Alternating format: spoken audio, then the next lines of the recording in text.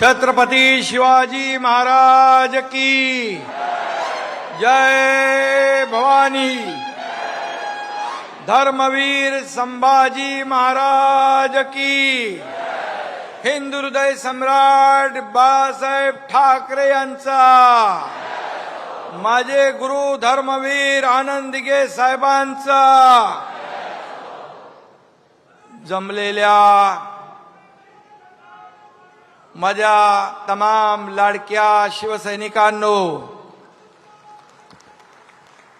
19 जून 1966 रोजी वंदनीय बाळासाहेबांनी शिवसेनेची स्थापना केली। आपल्या लाडक्या शिवसेनेचा आज 59वा वर्धापन दिन आहे। आज दुसराही कुठेतरी एक मेळावा सुरू आहे, पण मी तुम्हाला सांगतो,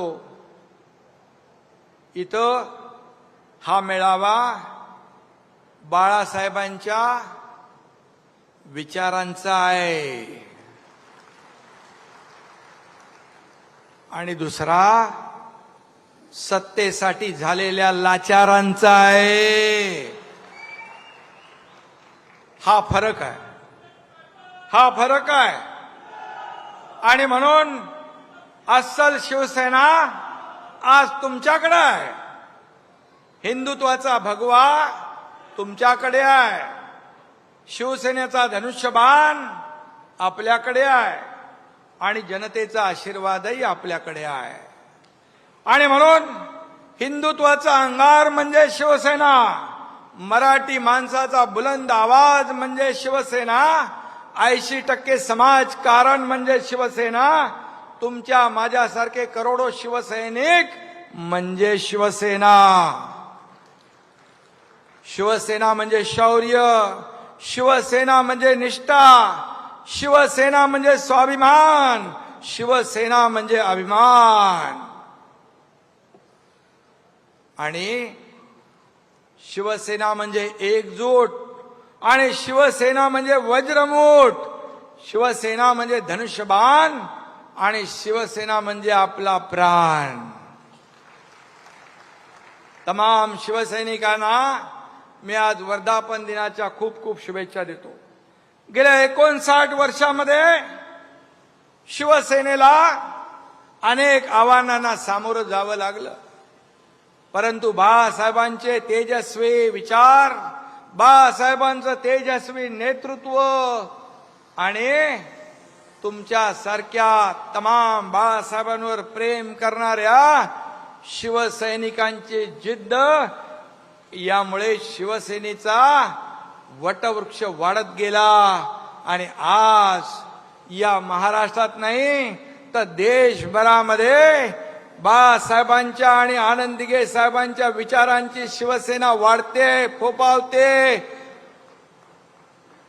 कालच माझ्याकडे 7 राज्याचे प्रमुख आले होते आणि त्या राज्यामध्ये शिवसेना वाढतेय। शिवसेनेचे अनेक इतर पक्षातले मोठे नेते, त्यांना देखील शिवसेनेमध्ये यायचं आहे। आणि म्हणून ही जी काय वाढ होतीये, खऱ्या अर्थाने बाळासाहेबांच्या विचारांची आणि तुमच्या सगळ्यांच्या मेहनतीची, धर्मवीर आनंद दिघे साहेबांची शिकवण आणि खऱ्या अर्थाने 80% समाजकारण आणि 20% राजकारण हा मूल मंत्र घेऊन आपण पुढे चाललोय, याचं हे प्रतिबिंब आहे।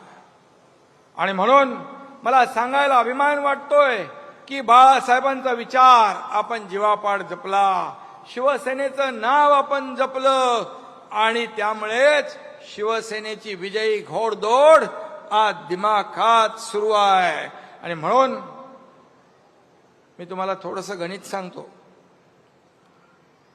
विधानसभेच्या गेल्या 3 निवडणुकांमध्ये काय झालं ते आपल्याला माहित आहे। 2014 साली शिवसेनेने 282 जागा लढवल्या, 63 जागा जिंकल्या। त्यावेळी स्ट्राईक रेट किती होता? फक्त 22%। 2019 साली शिवसेनेने 124 जागा लढवल्या आणि 56 जागा जिंकल्या.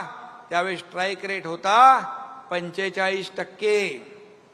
आणि 2024 ला आपल्या तुमच्या शिवसेनेने 80 जागा लढवल्या आणि तब्बल 60 जागा जिंकल्या. आणि उभाटाने 85 जागा लढवल्या, अवघ्या 20 जागा जिंकल्या. म्हणजे स्ट्राईक रेट फक्त 23%. म्हणजे आपल्या शिवसेनेच्या 1/3 मतही त्यांना मिळाली नाहीत. कारण विधानसभेच्या निवडणुकीत या महाराष्ट्रातल्या जनतेने त्यांना जोरदार थड दिला. त्यामुळे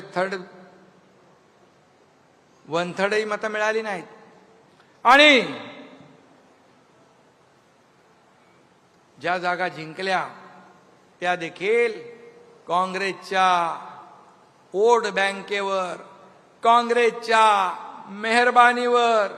कारण शिवसेनेचे हक्काचे मतदार यांनी उबाटाला केव्हाच टाटा बाय बाय केलेला आहे. हे या 2024च्या निवडणुकांमध्ये आपण पाहिलं. आणि जनतेने या निवडणुकीमध्ये त्यांची बिनपाण्याने हजामत पण करून टाकली आहे. आणि म्हणून आपल्याकडे आत्मविश्वास आहे, त्यांच्याकडे अहंकार आहे. आत्मविश्वास आपल्याला यशाकडे नेतोय, अहंकार त्यांना विनाशाकडे नेतोय. आणि म्हणून अहंकारी लोकांचा फणा 2024च्या निवडणुकीत या ठिकाणी जनतेनेच या ठिकाणी ठेचण्याचं काम केलंय. हे आपल्या समोर आपण याचे साक्षीदार, महाराष्ट्र याचा साक्षीदार आहे. खरं म्हणजे बाळासाहेबांनी ज्या काँग्रेसला आयुष्यभर विरोध केला, त्याच काँग्रेसच्या दावणीला शिवसेना बांधण्याचं काम पाप कुणी केलं आपल्याला माहित आहे. आणि त्याचबरोबर सत्तेसाठी लाचारी पत्करण्याचं काम कुणी केलं तेही आपल्याला माहित आहे. सत्तेसाठी लाचारी पत्करली आणि कमरेचं डोक्याला गुंडाळलं. ही अशी परिस्थिती निर्माण ज्यांनी केली त्यांना 2019ला शिवसेनेच्या मतदारांशी विश्वासघात त्यांनी केला. बाळासाहेबांचा विश्वासघात त्यांनी केला. बाळासाहेबांच्या विचारांचा विश्वासघात त्यांनी केला. मराठी माणसाचाही विश्वासघात केला, हिंदुत्वाचाही विश्वासघात केला. अशा विश्वासघातकी माणूस या महाराष्ट्राने कधी पाहिला नाही. सरडाही रंग बदलतो, पण इतक्या वेगाने रंग बदलणारा सरडा देखील या महाराष्ट्राने पाहिला. हे मी म्हणत नाही, त्यांचेच लोक म्हणतायत, त्यांचे सगळे सोयरे भाऊ बनकी तेच सांगतायत, हे मी नाही सांगत आहे. आणि म्हणून मी एवढंच सांगेन, मुख्यमंत्री पदासाठी झाले लाचार ते काय होणार बाळासाहेबांचे वारसदार. अरे बाळासाहेबांनी सत्तेच्या खुर्चीला लात मारली पण विचार सोडले नाहीत. आणि म्हणून या ठिकाणी बाळासाहेबांनी हिंदुत्वासाठी मतदानाचा अधिकार देखील गमावला, परंतु हिंदुत्व सोडलं नाही.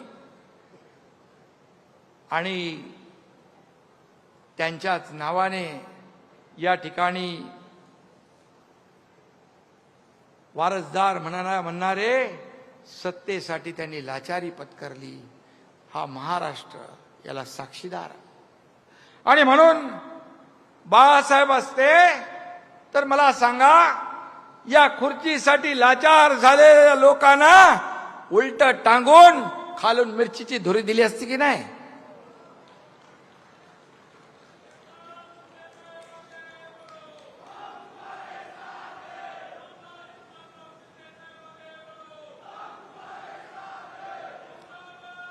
हिंदुत्व आणि मराठी माणसाशी विश्वासघात केल्यामुळे आपण पाहताय किती आगतिक झालेत, किती उतावेळ झालेत, किती लाचार झालेत.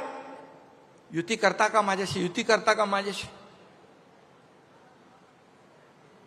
माणसाचे दिवस, माणसाची परिस्थिती कधी बदलेल हे सांगू शकत नाही. परंतु जेव्हा सत्तेमध्ये असतो आपण त्यावेळेस सगळ्याला कसपटा समान समजणारे आज त्यांची काय अवस्था झाली आहे. कशामुळे? बाळासाहेबांचा विचार सोडल्यामुळे, सत्तेचा मोह आणि सत्तेसाठी लाचारी केल्यामुळे ही परिस्थिती झाली आहे. पण मी आपल्याला सांगतो, मगाशी गुलाबराव म्हणाले की आपण एक विचारधारा घेऊन पुढे गेलोय. आपल्या शरीरातला रक्ताचा शेवटचा थेंब असेपर्यंत हिंदुत्वाशी कधी प्रतारणा होणार नाही. हिंदुत्वाशी कधी तडजोड होणार नाही. सत्तेच्या खुर्चीसाठी कधीही तडजोड आम्ही करणार नाही. हे वचन आम्ही जेव्हा सर्वसामान्य लोकांचं सरकार स्थापन केलं त्यावेळेस दिलंय. आणि म्हणून स्थानिक आपण वर्षाचे 12 महिने 365 दिवस काम करतो. लोकांच्या अडीअडचणीमध्ये आपण धावून जातो. काही लोकांना निवडणुका आल्यावर जनतेची, कार्यकर्त्यांची आठवण येते. एरवी त्यांचं काय असतं, हम दो हमारे दो एवढंच असतं. पण आपलं नाही आहे. आपलं अख्खा महाराष्ट्र आपलं आहे. महाराष्ट्रातली जनता आपली आहे. आणि म्हणून आता निवडणुकांचं वारं फिरायला लागल्यावर यांना हिंदुत्व आठवतंय, यांना मराठी माणूस आठवतोय. परंतु ज्यांनी विश्वासघात केला, ज्याने लाचारी केली, ज्याने मतदारांची बेईमानी केली, ते मतदार तुम्हाला या निवडणुकीत सुद्धा वाऱ्यालाही फिरकू देणार नाहीत. तुम्हाला तुमची जागा दाखवल्याशिवाय राहणार नाहीत. आता आहे ना मराठी माणूस आठवेल, आता मराठी माणूस आठवेल. मराठी माणसाच्या नावाने खोटे गळे काढतील. मला त्यांना विचारायचं आहे की बाळासाहेबांच्या नंतर मराठी माणसासाठी तुम्ही काय केलं, याचा हिशोब तर द्या. याचा हिशोब द्या. तुम्ही मराठी माणसापासून फारकत घेतली, हिंदुत्वापासून फारकत घेतली. तुमच्या नाकर्तेपणामुळेच मुंबईतला मराठी माणूस हद्दपार झाला. मुंबईच्या बाहेर गेला, नाला सोपाराला गेला, इकडे बदलापूरला गेला, वसई विरारला गेला. हे पाप तुमचं आहे. गेले 20 वर्ष मुंबईमध्ये कोणी सत्ता गाजवली हे सर्वश्रुत आहे. आणि म्हणून आता म्हणतात आम्ही हिंदुत्व सोडलं नाही म्हणता. मला सांगा, हिंदुत्व सोडलं नाही. हिंदुत्व काय टी शर्ट आहे का? घातला, काढला, सोडला. मला सांगा, हिंदुत्व तुम्ही सोडलं नाही. मग हिंदू हृदय शिवसेना प्रमुख बाळासाहेबांना हिंदू हृदय सम्राट म्हणताना तुमची जीभ का कचरते? हिंदू धर्माला शिव्या देणाऱ्यांच्या मांडीला मांडी लावून का बसता? स्वातंत्र्यवीर सावरकरांचा अपमान करणाऱ्यांच्या गळ्यात गळे का घालता? प्रचार सभांमध्ये पाकिस्तानचे झेंडे का मिरवता? बॉम्ब स्फोटातला आरोपी तुमच्या रॅलीमध्ये काय करतो? आणि त्याचबरोबर दहशतवादी याकूब मेमनची कबर का सजवली? हा माझा सवाल आहे. आणि त्याचबरोबर जेव्हा पीएफआय का काहीतरी संघटना त्याचं पेव फुटलं, त्या पीएफआय म्हणजे देशद्रोही संघटनेच्या बरोबर तुम्ही राष्ट्रभक्त आरएसएस ची तुलना करता, त्यांना शिव्या घालता. हे कुठलं हिंदुत्व आहे? हे कुठलं हिंदुत्व आहे? आणि म्हणून त्यांचं कधी सोयीचं आहे, कधी धरायचं कधी सोडायचं असं नाही चालत. जनता सुज्ञ आहे. तुम्ही धरायचं सोडायचं केल्यामुळे या महाराष्ट्रातल्या जनतेने तुम्हाला विधानसभेत तुमची जागा दाखवली. 20 जागांवर तुम्हाला आणलं. त्या 7, 8, 10 जागा देखील ज्या तुमच्या आल्या त्या देखील अतिशय कमी मताने आल्या आणि ज्या बाकी आल्या त्या काँग्रेसच्या मेहरबानीमुळे आल्या. बॉम्बस्फोटातल्या आरोपीला घेऊन फिरता आणि मगाशी मी म्हटलं राष्ट्रभक्त देशभक्त RSS यांना टोमणे मारता. अरे मी काल बघितलं अहमदाबादमध्ये पण त्या विमान दुर्घटनेमध्ये ते लोक होते पुढे मदतीला.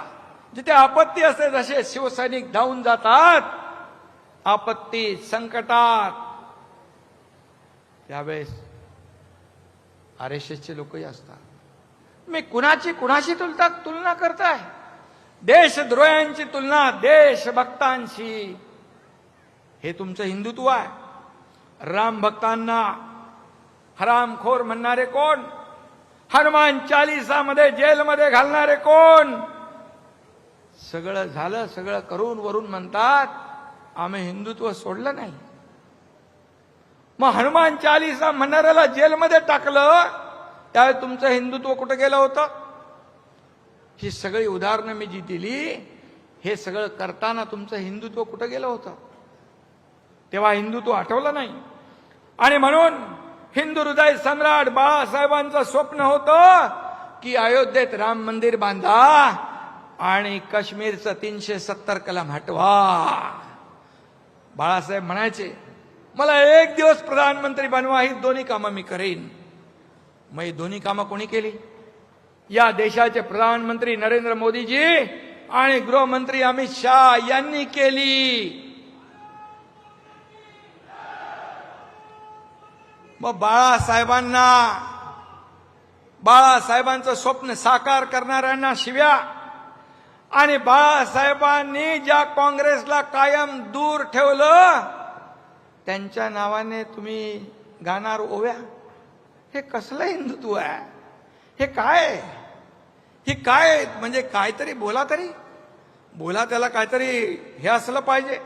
आणि म्हणून हिंदुत्व हा शिवसेनेचा आत्मा आहे आणि मराठी हा आमचा श्वास आहे.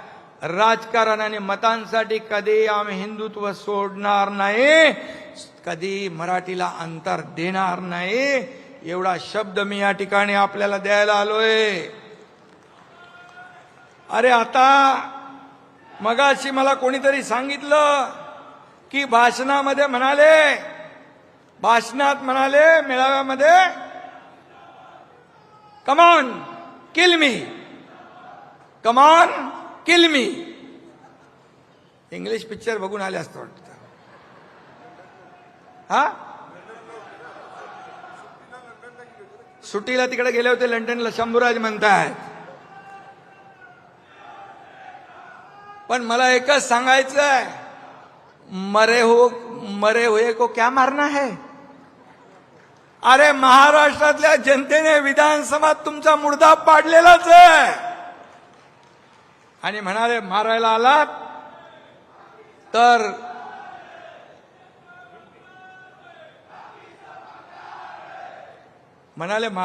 ॲम्ब्युलन्स घेऊन या.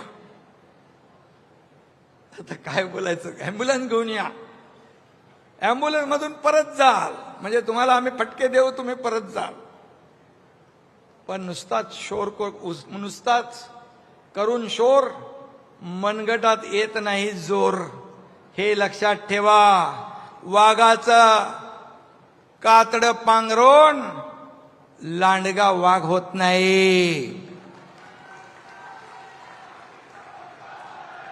त्याला शेर का कलेजा लगता है आणि मनगटात जोर लागतो. नुसता तोंडाच्या वापा सोडून चालत नाही, त्याला मनगटात ताकद लागते. आणि तोंडात दम असून चालत नाही तर मनगटात दम लागतो. तो या माझ्या शिवसैनिकांमध्ये आहे. आमच्या नादाला लागू नका तुम्ही. अरे तुम्हाला आम्ही 2-2.5 वर्षापूर्वी दाखवलंय, 3 वर्षापूर्वी तुमचा टांगा पलटी घोडे फरार करून टाकले आम्ही. आमच्या नादाला काय लागताय?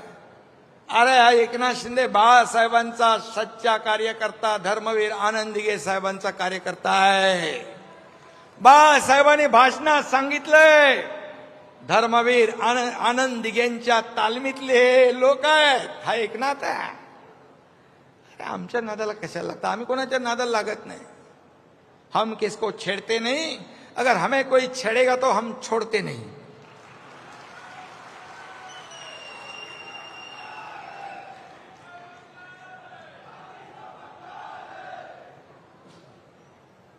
जाऊ द्या, त्या भंगाराची तरी कशाला अपमान करताय?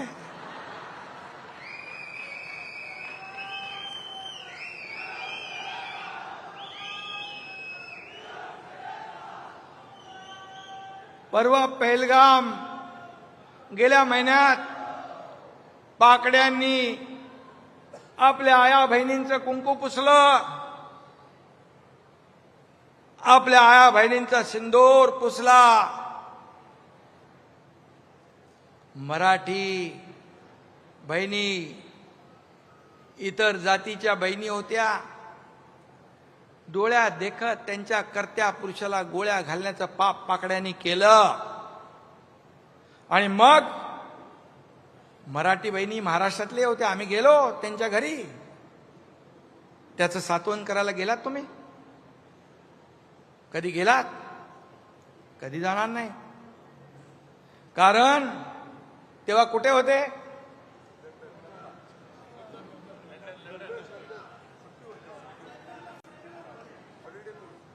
सुट्टी होती. तेव्हा कुठं गेलं होतं तुमचं देशप्रेम? तेव्हा कुठं गेलं होतं तुमचं मराठी प्रेम? कुठं गेलं होतं बहिणींवरचं प्रेम? ऑपरेशन सिंदूर झालं, दहशतवाद्यांचे अड्डे भारतीय लष्कराने उद्ध्वस्त केले. फक्त 20 मिनिटात हवाई दलाच्या विमानांनी 20 मिनिटात पाकिस्तानची चरबी उतरून टाकली. हमारी फौज ने और मोदी जी ने पाकिस्तान के घमंड को तोड़ा है. ओ पाकिस्तान, ये कांग्रेस का हाथ नहीं, ये मोदी जी का हथौड़ा है. लक्षात ठेवा. आता पूर्वीचे दिवस गेले. मगाशी श्रीकांतनी सांगितलं की किती हमले झाले तरी सुद्धा कधीही भारत सरकारने यापूर्वीच्या 2014 पूर्वीच्या कधी ऍक्शनला रिॲक्शन दिली नव्हती.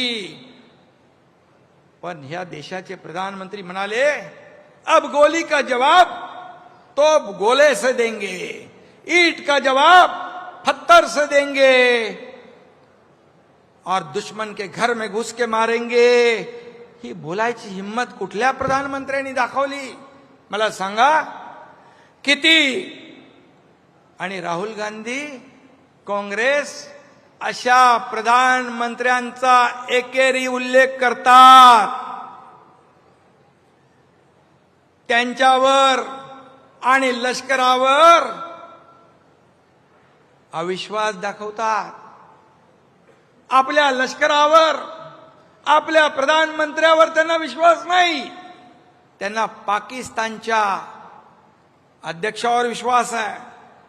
आणि मला नाही आणि त्याचबरोबर मला नाही, संपूर्ण 140 कोटी जनतेला ऑपरेशन सिंदूर बद्दल अभिमान आहे. आपल्या लष्करी सेनेबद्दल अभिमान आहे. या देशाच्या प्रधानमंत्र्यांच्या बद्दल पण अभिमान आहे. बाळासाहेब असते तर मुक्त कंठाने त्यांना शाबासकी दिली असती. परंतु शाबासकी जाऊ द्या, ही कद्रू माणसं आरोपाशिवाय करणार काय दुसरं? आणि म्हणून भारताने पराक्रम गाजवल्यानंतर काँग्रेसच्या राहुल गांधींना आणि या बाकी उबाटा बिबाटाच्या चमच्यांना प्रश्न पडलाय, किती विमानं पडली, किती मिसाईल पडले, किती ड्रोनचं नुकसान झालं, किती नुकसान झालं. अरे, भारतीय लष्कराच्या पराक्रमावर शंका घेताय? भारतीय लष्कराने पाकिस्तानला धडा शिकवण्याचं काम केलं आणि आपण टार्गेटेड हल्ला केला, प्रिसाइज अटॅक केला. आपण फक्त आतंकवादी अड्डे उद्ध्वस्त केले, आपण कुठल्याही सामान्य नागरिकाला मारलं नाही. मग तुम्ही पाकिस्तानच्या लष्कर प्रमुखांवर विश्वास दाखवताय? हा खरं म्हणजे देशद्रोहापेक्षा हा त्याच्यापेक्षा देखील छोटा गुन्हा नाही. खरं म्हणजे हा एक प्रकारचा देशद्रोहच आहे. आपल्या लष्करावर अविश्वास दाखवणं हा एक प्रकारचा देशद्रोह आहे. कसले हिशोब मागताय? अरे 26/11 मध्ये जे लोक मेले बॉम्बस्फोटमध्ये, साखळी बॉम्बस्फोटमध्ये जे लोक आपले निरपराध लोक मेले, त्यांच्याबद्दल कधी विचारणा केली? गेल्या अनेक वर्षात सामान्य निरपराध 20,000 लोक मारले गेले. सीमेवर लढणारे सैनिक लष्करातले 6,500 मारले गेले. जवान, त्यांच्या मृत्यूचा हिशोब मागताय? त्यांच्या मृत्यूचा हिशोब मागताय? तो नाही मागत. तुम्ही किती नुकसान झालं हे सांगा. अरे, ज्याने जीवाची बाजी लावून हे काम केलं, पराक्रम केला, त्यांना शाबासकी द्यायचं सोडून तुम्ही त्यांच्यावर शंका उत्पन्न करताय, अविश्वास व्यक्त करताय. मी तर म्हणेन, तुम्ही भारतीय आहात की पाकिस्तानचे एजंट आहात असं म्हटलं तर वावगं ठरणार नाही. पाकिस्तानची बोली तुम्ही बोलताय. तुम्हाला काय निशाने पाकिस्तान किताब मिळवायचंय? निशाने पाकिस्तान, पाकिस्तानची बोली बोलताय देशात राहून, आणि तुमच्या वक्तव्याचा वापर करून पाकिस्तान देशाची बदनामी जगभरात करतेय. मग ते राहुल गांधी असतील, नाही तर आणखी कोणी असतील. बाळासाहेब असते ना तर तुमचा कोर्ट मार्शलच केला असता आणि तुम्हाला तुमची जागा दाखवली असती. इथं मी सांगतो आपल्याला, इथं जे वक्तव्य करतात ते पाकिस्तानमध्ये पाकिस्तानचे लोक दाखवतात, जगाला दाखवतात की हे बघा तुमच्या देशातलेच लोक काय म्हणतात. हे म्हणतात पाकिस्तान में राहुल गांधी क्यों वायरल है. पाकिस्तानमध्ये त्याची एवढी मोठी लोकप्रियता झालेली आहे. आणि त्याचबरोबर दुसरं एक त्याच्यामध्ये आहे की हा एक आहे, काय म्हणाले, how did Rahul Gandhi become a hero in Pakistani media. अरे, तुम्ही पाकिस्तानमध्ये हिरो झाले, इथे भारताच्या विरुद्ध बोलून. तुम्ही पाकिस्तानमध्ये जरी हिरो झाला असाल तर पाकिस्तानमध्ये तुम्ही हिरो आणि भारतामध्ये झिरो. ही भारतातली जनता तुम्हाला केल्याशिवाय राहणार नाही. आणि म्हणून हे वक्तव्य तुम्ही जाऊन करता देशाच्या प्रधानमंत्र्याच्या विरोधात, लष्कराच्या विरोधामध्ये. हा देशभक्ती नाही, ही देशद्रोह आहे. मी आताच आपण सगळ्यांनी श्रीकांतची मुलाखत ऐकली, मिलिंदची ऐकली. त्याने सांगितलं अनुभव आलेले काय काय. आपल्या खासदार शिष्टमंडळ 32 देशामध्ये गेलं. खऱ्या अर्थाने या शिष्टमंडळांनी काय केलं, भारताची भूमिका जगाला पटवून दिली. आम्ही किती अटॅक सहन केले, तेव्हा जेव्हा पापाचा घडा पूर्ण भरतो आणि मग सहन करण्याच्या पलीकडे आपण जातो, त्यावेळेस मग आम्ही ऍक्शनला रिॲक्शन देतो. ती आम्ही दिली. आणि पाकिस्तानला कसं पाणी पाजलं तेही जगाला या लोकांनी सांगितलं. आणि त्याचबरोबर पाकिस्तानचा दहशतवादी बुरखा टरा फाडण्याचं काम देखील या 7 शिष्टमंडळांनी केलं. एकामध्ये मिलिंद देवरा होते, एकामध्ये मगाशी सांगितलं मुलाखती श्रीकांतने, त्याच्यापेक्षा किती किती किती किती सिनियर लोक होते. पण एका शिष्टमंडळाचं नेतृत्व तुमच्या श्रीकांतला करण्याची संधी मिळाली. याचा सार्थ अभिमान आपल्या सगळ्यांना आहे, पक्षाचा प्रमुख म्हणून पण आहे आणि एक बाप म्हणून पण मला त्याचा अभिमान आहे.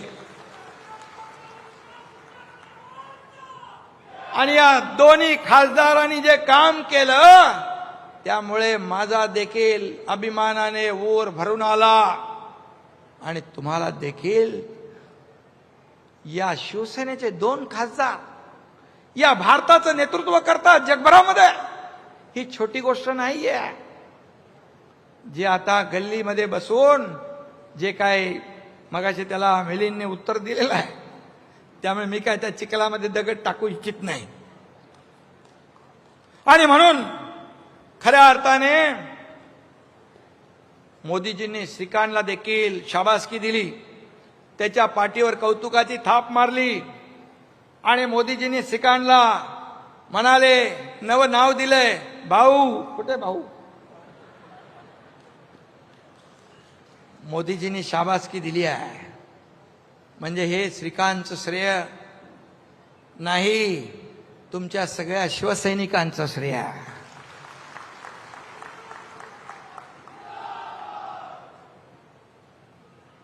आणि म्हणून हे 2 खासदार आपले या भारताचं नेतृत्व जगभरामध्ये करण्याची संधी मोदीजींनी दिली. आणि त्यामुळे मी मोदीजींचं पण अभिनंदन करतो, त्यांना मनापासून धन्यवाद देतो. आणि खासदार मिलिंद देवरा यांचंही अभिनंदन करतो आणि खासदार डॉक्टर श्रीकांत शिंदे यांचंही मी मनापासून अभिनंदन करतो. खरं म्हणजे ते झाल्यानंतर एनडीएच्या बैठकीमध्ये ऑपरेशन सिंदूर, भारतीय लष्कराचा आणि प्रधानमंत्री मोदीजींचा अभिनंदनाचा ठराव मांडण्याची संधी तुमच्या एकनाथ शिंदेला दिली. आणि यावरून एनडीए मध्ये आपल्या शिवसेनेचं किती महत्वाचं स्थान आहे हे मोदीजींनी अधोरेखित केलेलं आहे. आणि मला म्हणून त्याच्यावर श्रीकांतने बरंच सांगितलेलं आहे, मिलिंदने सांगितलंय. मी आता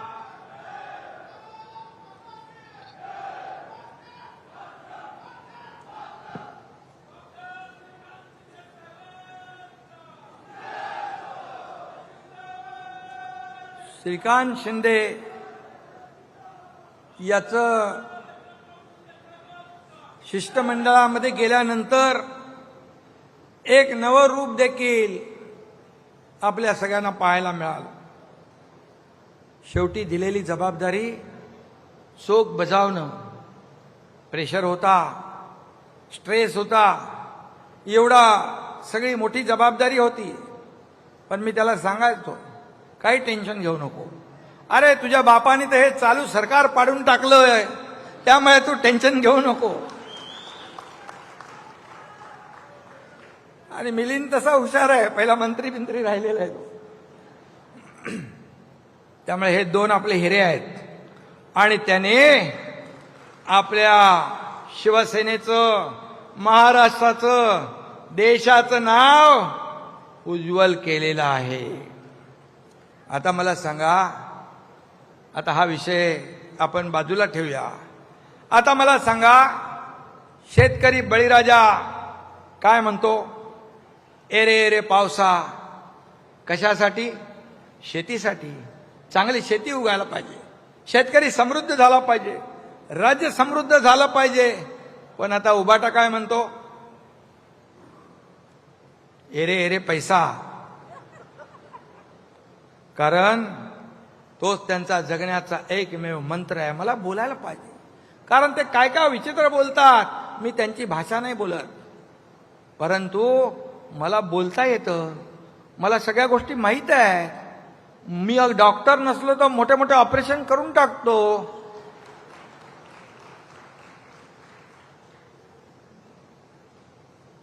एकदा आर पाटील गृहमंत्री असताना एका सभेत काहीतरी बोलले होते माझ्याबद्दल आणि श्रीकांतच्या बद्दल. तो ऑर्थोपेडिक सर्जन आहे, तर माझ्याबद्दल काय बोलले ते मी सांगत नाही. पण श्रीकांत हाडं जोडायचं काम करतो. आता मला काय बोलले असतील ते बघा तुम्ही मला. आणि म्हणून भ्रष्टाचार, लाचारी, विश्वासघात हे मूलमंत्र तुमचा आहे. खिचडीमध्ये पैसे खाता, कोविडमध्ये पैसे खाता, कशामध्ये? ते शेवटला आता बॉडी बॅग, कचऱ्यात पैसे खाता, डांबरात पैसे खाता. जनतेचा किती पैसा खाल्ला तरी तुमचं पोटच भरत नाही. किती मोठं पोट आहे, कुठं जातोय व पैसे? मीनाताई काय? आणि मिठी नदीच्या गाळातही पैसा खाल्ला. आता मिठी नदीच्या गाळात पैसे खाल्ल्याने ते गाळात रुतत चाललेले आहेत. कुठं पैसे खायचे, काय करायचं? पण मिठी नदीच्या मगर मिठीतून कोणी सुटणार नाही, हे मात्र पक्क लक्षात ठेवा. तो कोणतरी आहे ना, काय दिनो हा, त्याची चौकशी सुरू आहे वाटतं. चौकशी सुरू आहे ना सध्या. मग दिनूने तोंड उघडल्यावर किती लोकांचा मोर्या होईल ते काय करणार नाही. आणि म्हणून जाऊ द्या, अशा लोकांबद्दल मला बोलून वेळ घालवायचा नाही. मी काम करणारा माणूस आहे. आरोपाला कामातून उत्तर देणार, टीकेला कामातून उत्तर देणार. आणि म्हणून जी सामान्य माणसाची जी नाळ जुळलेली आहे ती तुटता कामा नये, कधी तुटू देणार नाही, हा माझा शब्द आहे. मुंबई बाहेर फेकल्या गेलेल्या मराठी माणसाला पुन्हा मुंबईत आणण्याचं काम आपल्याला करायचं आहे. जुन्या चाळीचा पुनर्विकास करायचा आहे. रखडलेल्या एसआरए प्रकल्पांना आपल्याला मार्गी लावायचं आहे.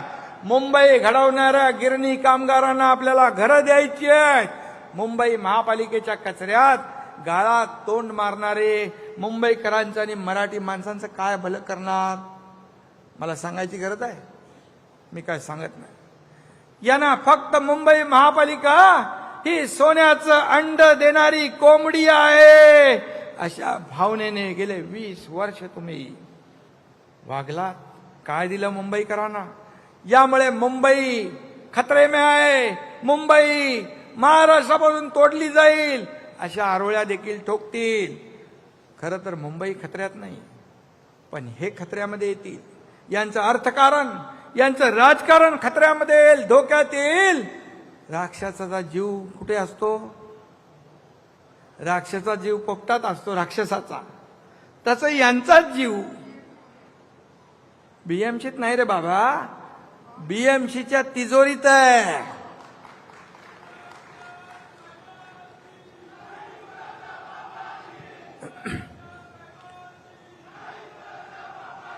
सध्या कुणीतरी काहीतरी निवडणुकीचं कॅम्पेन चालवलंय.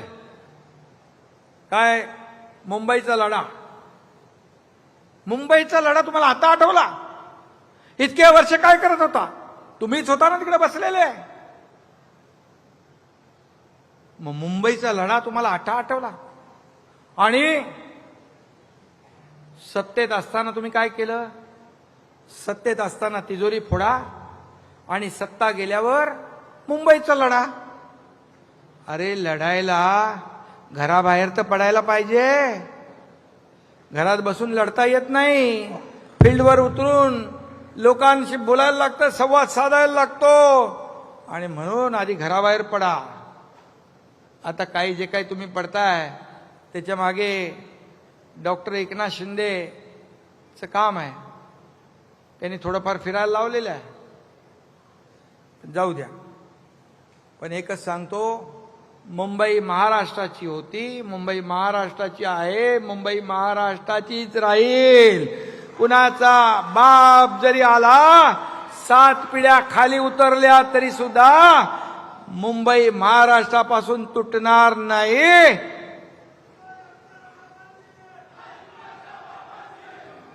आणि मुंबईचं महत्व तर कमी होणार नाही, मुंबईचं महत्व वाढतंय.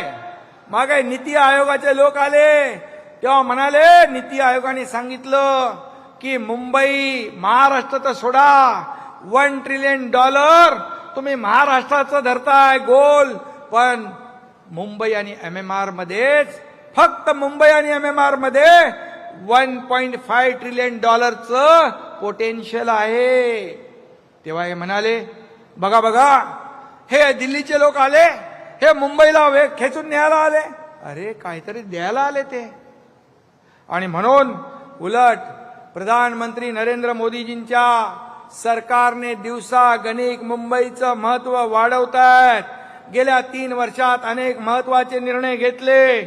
महाबिगाडी सरकारच्या काळात काय होतं? मुंबई ठप्प होती, मुंबई बंद होती, मेट्रो बंद होती. ते घरकोंबडे होते, त्यांनी त्या मेट्रो कारशेड बंद केला होता. अरे 10,000 कोटी रुपये वाढले. याचं कोण उत्तर देणार? हा जनतेचा पैसा कोण भरणार? आणि म्हणून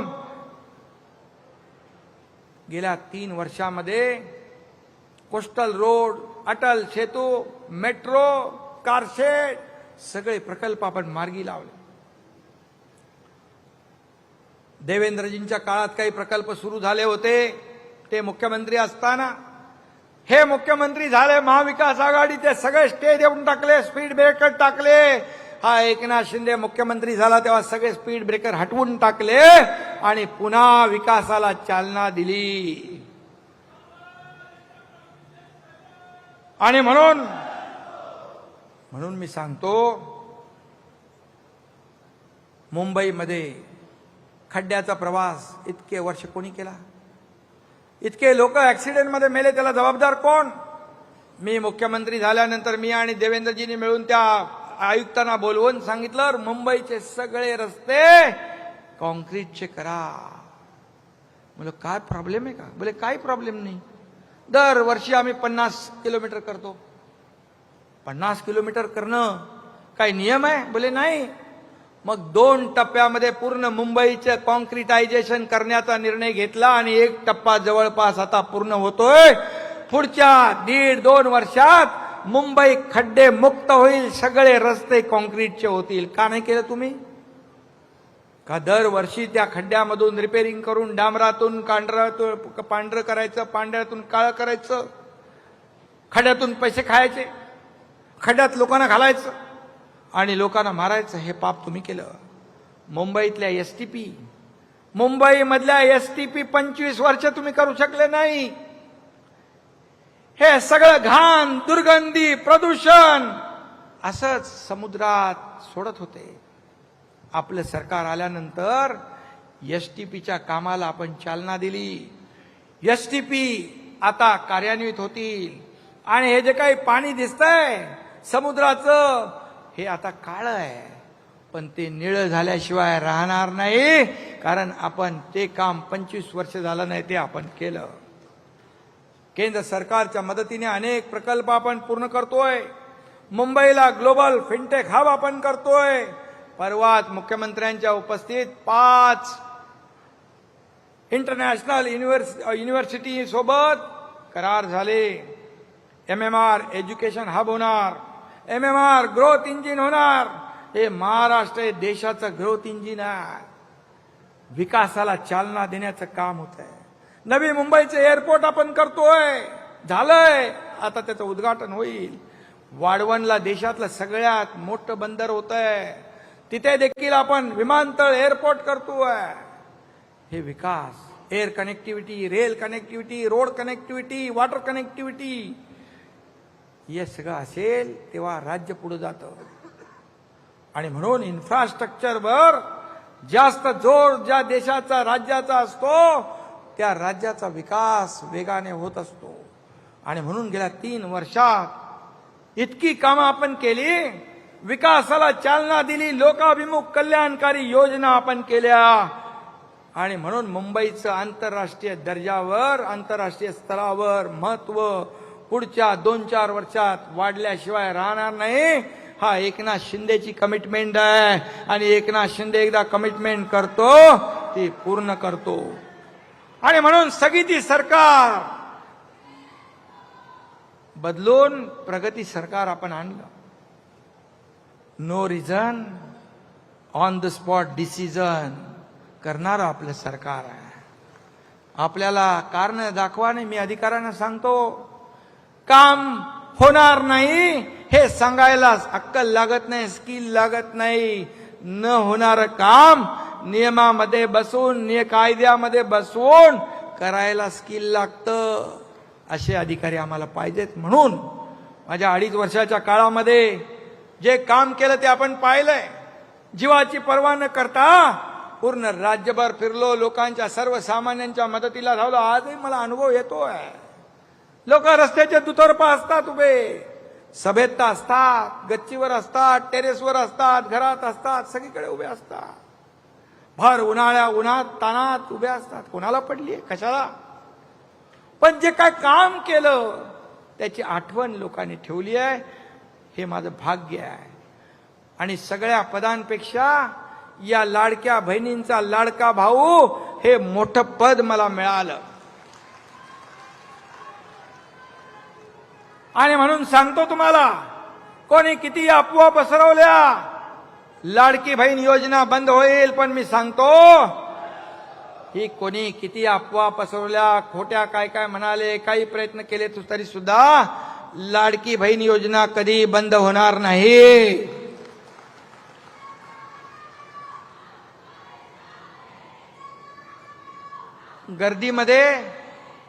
गर्दीमध्ये जेव्हा गर्दीमध्ये माझ्याकडे काही लोक यायचे, तर गर्दीमध्ये कुठं टेबल, कुठं काय धरायला, कुठे फाईल धरायला, गर्दीमध्ये लोक यायचे मला लेटर घेऊन. लोकांच्याच पाठीवर फाईल ठेवून सही करणारा, जगाच्या पाठीवरचा पहिला मुख्यमंत्री होण्याचा मान देखील मला मिळाला. बोले सही कुठं करायची? तो लेटरवाला होता, त्याच्या बाजूचा माणूस पाठ करून उभा राहायचा आणि त्याच्यावर मी ते लेटर ठेवायचो आणि सही करून टाकायचो. मुख्यमंत्री सहायता निधी महाविकास आघाडीमध्ये 2.5 कोटी दिले होते. या एकनाथ शिंदेच्या काळात 360 कोटी दिले. हजारो लोकांचा जीव वाचवला. आणि म्हणून मी आपल्याला एवढं सांगतो, लाडके शेतकरी आहेत, लाडके वारकरी आहेत. लाडक्या वारकऱ्यांच्या दिंडीचं 20,000 रुपये अनुदान आपणच चालू केलं. आता काही लोक म्हणत होते मिळणार नाही, पण मी लगेच GR काढायला लावला. संजय शिरसाट आहे, ताबडतोब पोचले, पैसे पोचले ना, ठीक. आणि म्हणून आपण लेक लाडकी लखपती योजना केली, उच्च शिक्षण मोफत केलं मुलींचं. आणि हे सगळं करत असताना या ठिकाणी आपण महाराष्ट्राला इन्फ्रास्ट्रक्चरच्या कामात महाराष्ट्राला किती सांगू, नंबर 1 केलं. स्टार्टअप मध्ये महाराष्ट्राला नंबर 1 केलं. GDP मध्ये महाराष्ट्र नंबर 1, FDI मध्ये नंबर 1, एक्सपोर्ट मध्ये महाराष्ट्र नंबर 1, स्वच्छतेत नंबर 1, कल्याणकारी योजनांमध्ये नंबर 1. किती लिहू? आणि कमीत कमी वेळेमध्ये जास्त काम करण्याचा विक्रम आपल्या महायुती सरकारने केला. बाळासाहेबांचं, दिघे साहेबांचं स्वप्न होतं सामान्य शिवसैनिक सत्तेवर बसावा आणि त्यानं स्वप्नातला महाराष्ट्र घडवावा. मी त्याला निमित्त ठरलो. हे मी माझं भाग्य समजतो. हा बाळासाहेब आणि दिघे साहेबांचा आशीर्वाद पाठीशी होता. देशाचे प्रधानमंत्री नरेंद्र मोदीजी आणि गृहमंत्री अमित शहा यांचा भक्कम पाठिंबा होता. आणि तुमच्या सगळ्यांचे आशीर्वाद आणि माझ्यासोबत आलेले 50 आमदार खासदार या सगळ्यांचं श्रेय होतं. आणि म्हणून तमाम जनतेचं प्रेम या कामातून आपण मिळवलंय. आणि म्हणून एवढी कामं केली आपण, एवढी विकास कामं केली, लोकाभिमुख कल्याणकारी योजना केल्या की त्यामुळे झालेल्या विधानसभेच्या निवडणुकीमध्ये आतापर्यंतच्या महाराष्ट्राच्या इतिहासामध्ये 232 जागांचं लँडस्लाइड मॅन्डेट आपल्याला मिळालं.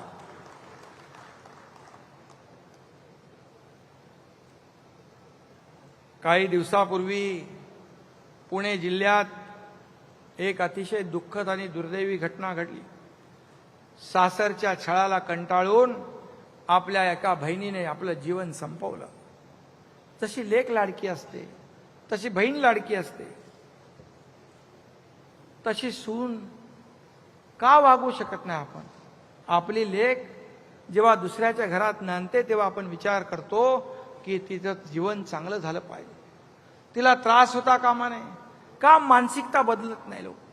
आणि म्हणून यासाठी आपल्या सुनांना देखील लेकीसारखं वागवण्याची मानसिकता तयार झाली पाहिजे. आणि म्हणून सुनेचा छळ करणारी वृत्ती हा समाजाला लागलेला कलंक आहे आणि ही वृत्ती ठेचून काढली पाहिजे. आणि त्यासाठी आज आपण एक नवीन अभियान सुरू केलंय. काय? लाडक्या सुनेचं रक्षण हेच शिवसेनेचं वचन.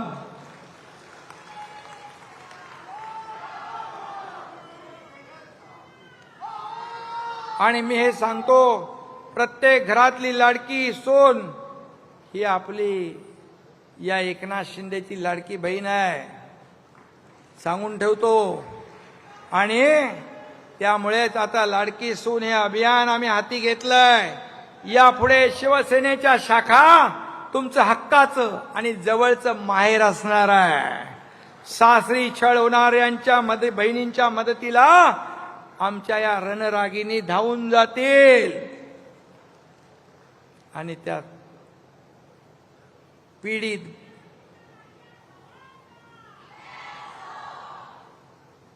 मी उभा आहे तुमच्या पाठीशी खंबीरपणे.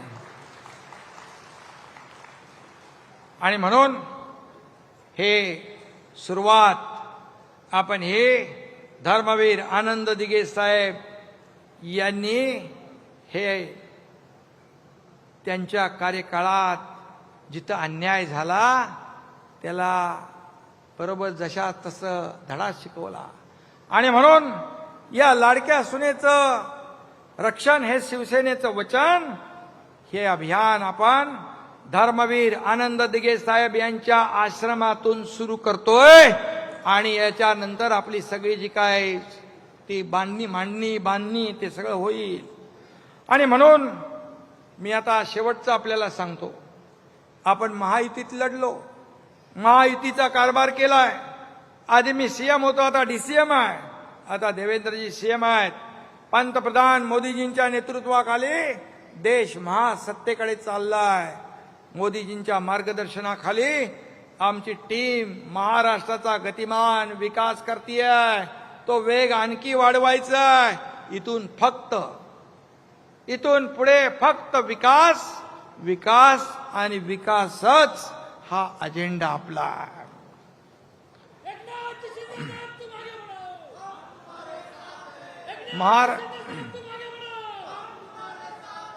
अरे बाबा, निवडणूक अजून माझी लांब आहे पुढे.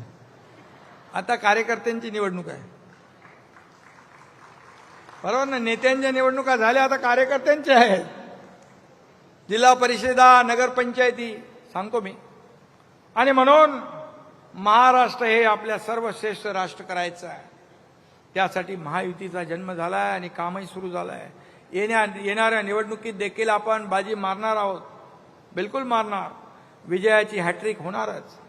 आणि त्यामुळे राष्ट्र जिंकलं, महाराष्ट्रही जिंकला. आता स्थानिक स्वराज्य संस्थाही आपण जिंकणार. शिवसेना पक्ष वाढतोय रोज दररोज. आज देखील काही नगरसेवक आले. मी आपल्याला सांगतो, मगाशी मी वर्धापन दिन होता म्हणून थोडा आढावा घेतला, तर आतापर्यंत मुंबईतले उबाटाचे 50 विद्यमान 2017 ते 22 चे नगरसेवक शिवसेनेमध्ये आले. 50. अजून पुढे काय होते ते सांगत नाही मी आता. पण इतर पक्षाचे देखील असे करून 60 ते 65 लोक विद्यमान नगरसेवक 17 ते 22 हे शिवसेनेमध्ये दाखल झालेले आहेत. आणि म्हणून येत्या निवडणुका देखील हा खऱ्या अर्थाने हा वाढीचा वर्धापन दिन आहे. येत्या निवडणुका देखील आपल्याला महायुतीत आपण लोकसभा लढलो, विधानसभा लढलो, या स्थानिक स्वराज्य देखील संस्था आपल्याला महायुतीत लढायची आहे. युतीचा निर्णय योग्य वेळी आम्ही घेऊ, पण तुम्ही मात्र सगळे लोक निवडणुका जिंकण्याच्या कामाला लागा. आपल्याकडे काम खूप आहे, वेळ कमी आहे आणि पुढच्या काळात जास्तीत जास्त सदस्यांची नोंदणी करा. जेवढी नोंदणी जास्त तेवढा पक्ष मजबूत होईल. पक्ष मजबूत झाला, पक्ष मोठा झाला तर तुम्ही मोठे होणार आहात. आणि म्हणून सध्या सोशल मीडियाचा जमाना आहे, त्याच्यावर देखील आपले सगळे टीमने ऍक्टिव्ह राहिलं पाहिजे. घराघरात मनामनामध्ये भगव्या विचारांचा दिवा पेटवा, हिंदुत्वाचा ज्वलंत अंगार फुलवा. सर्व सण, आता सगळे सण येतात, सण उत्सव साजरे करा, जोरात करा, हिंदुत्वाचा जय जयकार करा आणि पुढे चला. म्हणून कार्यकर्ते तयार करा. कार्यकर्ते तयार झाल्याशिवाय नेते तयार होत नाही. आणि म्हणून जे माझ्या व्यासपीठावर भरलेले सगळे हे जे बसलेले लोक आहेत, हे आमचं ऐश्वर्य आहे. हे आमचं ऐश्वर्य आहे. आणि समोर बसलेले तुम्ही ही शिवसेनेची संपत्ती आहे, ही ॲसेट आहे. मी म्हणालो त्यावेळेस आम्हाला प्रॉपर्टी नको, बाळासाहेबांचे विचार हीच आमची संपत्ती आहे. आणि म्हणून विधानसभा जिंकलो म्हणून बेसावध राहू नका, गाफील राहू नका. येणारी प्रत्येक निवडणूक आपल्याला जिंकायची आहे. राष्ट्र जिंकले, महाराष्ट्रही जिंकला, दोन्हीकडे भगवा फडकला. आता मिशन एकच, महापालिकेवर भगवा, जिल्हा परिषदेवर भगवा, नगरपालिकेवर भगवा, पंचायत समित्यांवर भगवा आणि ग्रामपंचायतीवरही भगवा.